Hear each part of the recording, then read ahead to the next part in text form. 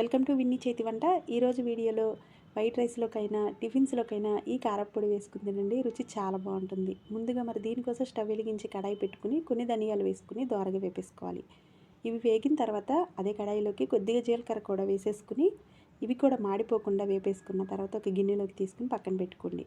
ఇప్పుడు కొద్దిగా ఆయిల్ వేసేసుకుని ముందుగా కట్ చేసి పెట్టుకున్న ఎండుమిరపకాయలు కూడా వేసి మీడియం ఫ్లేమ్లో పెట్టి కంటిన్యూస్గా కలుపుకుంటూ మాడిపోకుండా ఈ విధంగా వేపేసుకుని వీటిని కూడా ఒక గిన్నెలోకి వేసేసుకోవాలి.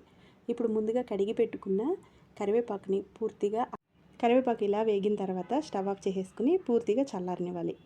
దీంతో పాటుగా ముందుగా వేయించి పెట్టుకున్న ఎండుమిరపకాయలు ధనియాలను కూడా ఆరిన తర్వాత ఒక మిక్సీ గిన్నెని తీసుకుని ఇవన్నీ వేసేసుకోవాలి. ఇలా వేసుకుని రుచికి సరిపడా ఉప్పు, కొద్దిగా చింతపండును కూడా వేసి మెత్తగా పొడి చేసేసుకోవాలి.